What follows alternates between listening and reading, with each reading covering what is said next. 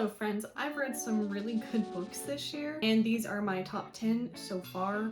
They're not in any particular order. Well, I shouldn't say that. They do vary from like high fantasy to silly romances, because I read whatever I desire. I will be doing a anime and manga post later of my top 10 favorite ones. Kind of have to see how that's going because that one was honestly going to be harder. So the first one up is A Master of Djinn by P. Dahala Clark. Who does not love women in amazing suits? It is set in Cairo, Egypt in 1912. Magic is back in the world, and Fatima works for the Ministry of Alchemy, Enchantments, and Supernatural Entities. That is honestly a mouthful. She's certainly not a rookie, especially after preventing the destruction of the universe last summer. So this part, I didn't realize was like actually going to be a bigger part of the story and the relationships that the characters get. I do plan on reading that short story, I believe, later. There is book 2 coming out. I'm very excited for it. So when someone murders a secret brotherhood dedicated to the most famous men in history, Al-Hazir, Agent Fatima is called on the case. Al-Hazir transformed the world 40 years ago when he opened up the veil between the magical and mundane realms before vanishing into the unknown. This murderer claims to be Al-Hazir, returned to condemn the modern age for its social oppressions. His dangerous abilities instigate unrest in the streets of Cairo that threaten to spill over onto the global stage. So what I really liked about this book was the world building. There was structure to it. It made sense. And I'm not somebody that it has to make sense. If somebody wants to say, sometimes magic's like that, totally fine. But I feel like I get so much more out of the story when I can look at it and be like, that can't happen, or this is why it happened, or that's cool, why did it happen, and like there's like actually an explanation. It takes more brain work, so I don't tend to read those stories all the time, totally fine, but this one I love that it was a queer story. I love that it went into some of the unrest and for the Jim Crow laws. They kind of touch on that in the story, so I really liked it. I listened to it as an audiobook, and the narrator did a wonderful job. Book 2, She Who Became the Sun by Shelley Parker-Chan, The Radiant Emperor Duology. I liked this book so much. I liked that she was manipulating her fate, that there was, like, there's always like, oh, you can change your fate, but no, she was manipulating it. She took over her brother's future in such a way that I admire a lot. In a famine-stricken village on a dusty yellow plain, 2 children are given 2 fates. A boy, greatness. A girl, nothing. Because, yeah. In 1345, China lies under harsh Mongolian rule. For the starving peasants of their central plains, greatness is something found only in stories. When the Shu family's 8-born son, Shu Chobang, is given the fate of greatness, everyone is mystified as to how it will actually happen. The fate of nothingness is received by the family's clever and capable second daughter, on the other hand, is only as expected. When a bandit attacks the orphans and the 2 children, bandits attack and orphan the 2 children, though it is Shu Chongbang who succumbs to despair and dies. Desperate to escape her own fated death, the girl uses her brother's identity to enter a monastery as a young male novice. There, propelled through her burning desire to survive, she learns she is capable of doing whatever it takes, no matter how callous, to stay hidden from her fate. This story was so good. So you start whenever she's like 8 years old, and you kind of follow her through her going through the monastery, how she's staying hidden from the other men. The characters were all pretty fleshed out. You could connect with them to an extent. The characters were fleshed out, and the stakes in the book felt real. Like, there were some things that were trying to happen in the book that I was like, how is this going to work? Obviously, it's like I'm listening to it as an audiobook, and I have 10 hours left. I'm like, yeah, something's going to happen that's positive, that's going to continue the story.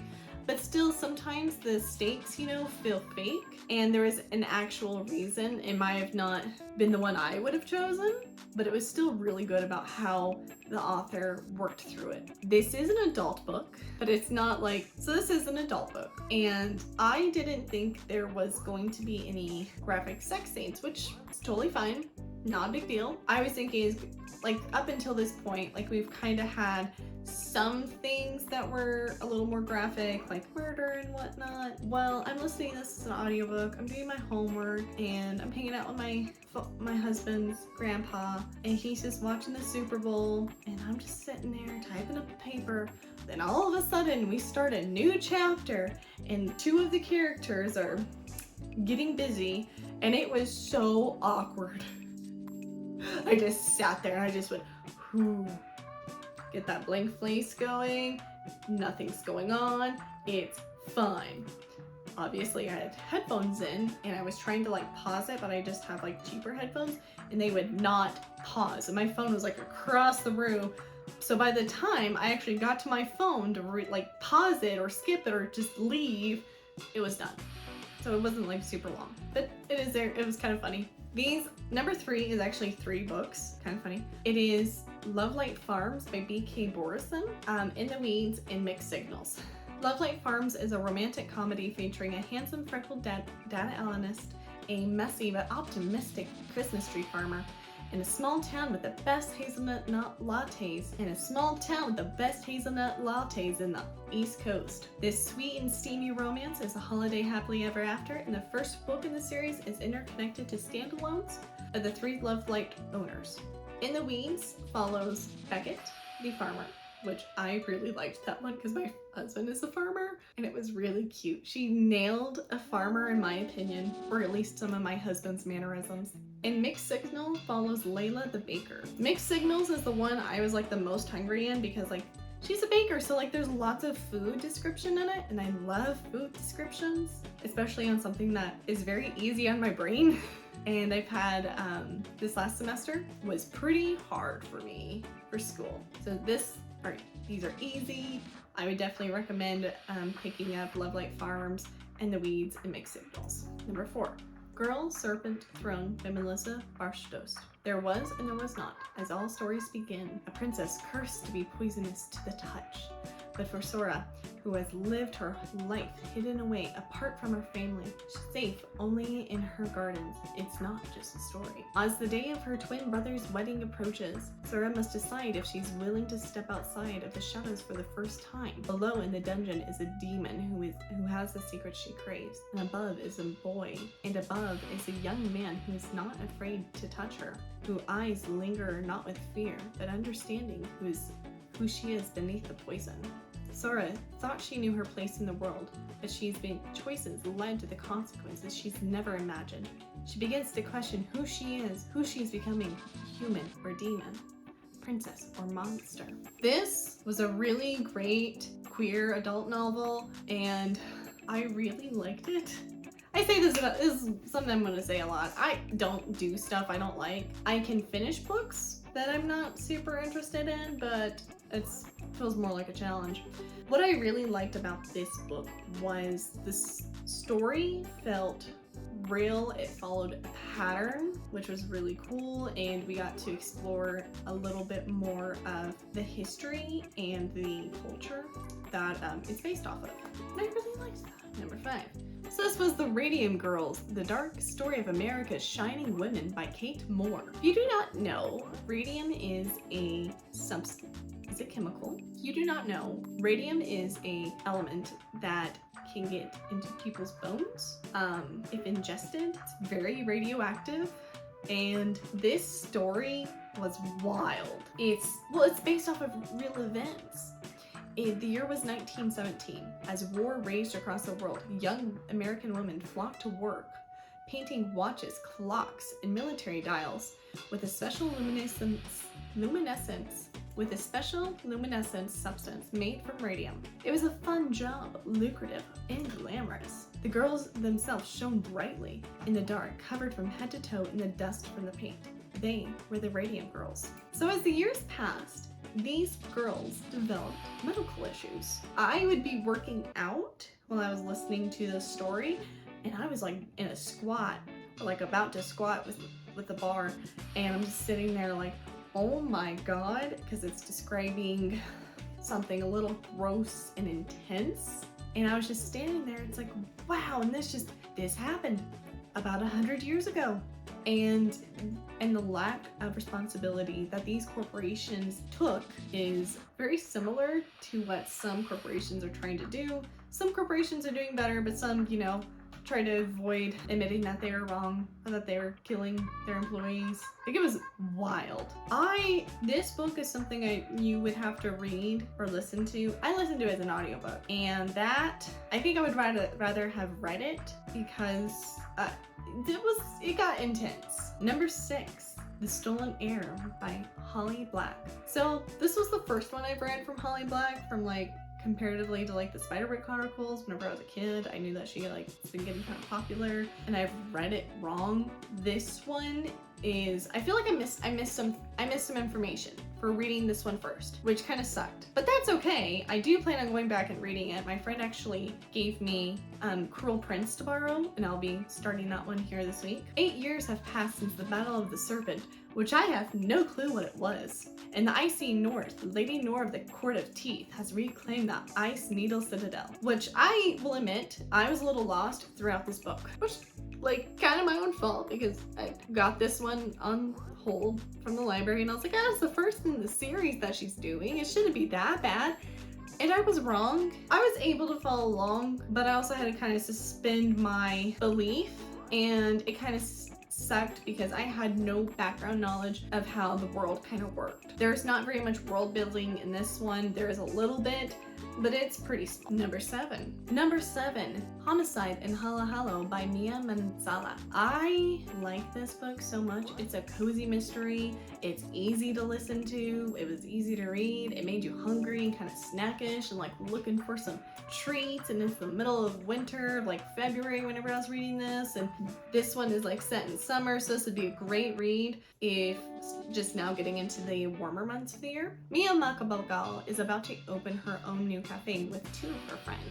The pleasantries that occurred a few months ago at her aunt's Filipino restaurant, Tita Rosie's Kitchen, no, things are quite literally heating up in this summer. Her least favorite season are just starting. To add to her feelings of sticky unease, Leela's little town of Shady Palms has restarted the Miss Teen Shady Palms beauty pageant, which she has won many years ago, a fact that serves as a wedge between her and her cousin / rival Bernadette. But when the head judge of the pageant is murdered, and Bernadette becomes the prime suspect, the two must put aside their differences to solve the next case, because it looks like one of them might be next. So it is a cozy mystery. You don't need a ton of power in your brain to really enjoy this book. I really liked it because I didn't have a lot of power in my brain to read this book, but it still was enough captivating to want to continue. It was something I looked forward to. Also, like I've said, this book made me so hungry. It's got recipes in it if you get the physical book. I listened to it as an audiobook, which the narrator was describing how Halo-Halo was and how creamy it was.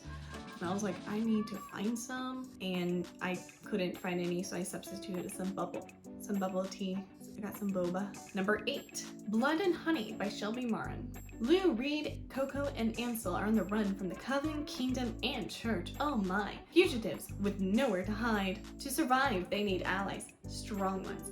But Lou becomes increasingly desperate to save the ones that she loves. She turns to the darker side of magic that may cost Reed the one thing he can't bear to lose. Lou, bound to her always, he vows were clear. Where Lou goes, he goes. And where she stays, he will stay. Until death do they part. I liked the madness that the author was trying to portray within Lou. I know there's some things about it, like it's a young adult novel. I personally think it's more of like an upper young adult novel because of some of the topics that they tried to address. Nope, we're cutting that part out. I really liked this novel because I liked the way that the author was trying to portray the madness that Lou was trying to delve into. And honestly, one of my favorite characters died in this book, and it kind of made me sad. But at the same time, I had an inkling suspicion. So yeah, I guess I'm kind of on my own, but you know, this book's also been out for a while, and it is what it is. Number 9, From Blood and Ash by Jennifer L. Armont. Chosen from birth to usher in the new era, Poppy's life has never been her own. Waiting for the day of her ascension, she would rather be with the guards fighting back the evil that took her family, rather than be preparing to be found worthy by the gods. But the choice has never been hers. I understand why so many people either really like this book in this series or just are not about it. I enjoyed it. I will be reading the second book. The first one kind of lacked some flavor with me.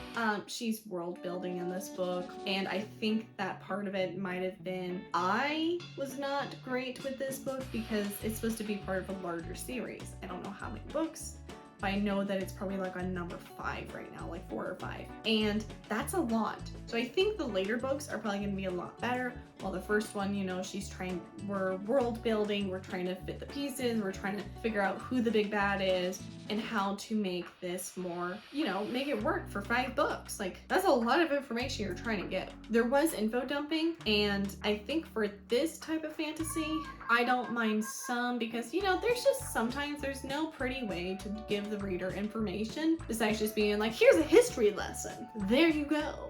But I'll probably read the second one. And number 10, The Invisible Life of Addie LaRue by V.E. Schwab. I am so mad that I just read this book.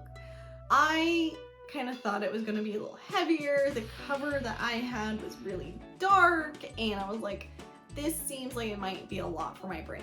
And I was like, well, it's been on your TBR for a really long time. Let's just give it a whirl as an audiobook. So I did own the book. I actually gave it to my library so they could put it on their shelves because I really liked it. But I listened to it as an audiobook, and then I donated my book to the library so more people could read it. France, 1714. In a moment of desperation, a young woman makes a bargain to live forever, but is cursed to be forgotten by everyone she meets. Thus begins the extraordinary life of Addie LaRue, a dazzling adventure that will play out across centuries and continents, across history and art, as a young woman learns how far she will go to leave her mark on the world. But everything changes when Addie meets a young man in the hidden bookstore, and he remembers who she is. What I really liked about this book was how much my imagination started if, like, I would be in the same position. Not like I want to be forgotten by everyone, but at the same time, live forever, go on adventures. That'd be really cool. At the same time, that would not work well now with AI and trying to figure stuff out, and I think it would be really hard here because she can't even use a phone. I was really sad about that. There were some things in the book that was like, oh, that's sad. Overall though, I really liked this book. This might be my favorite book of the whole year, which is kind of cool. Well, thanks for watching. You can watch my next video here. We'll see you later.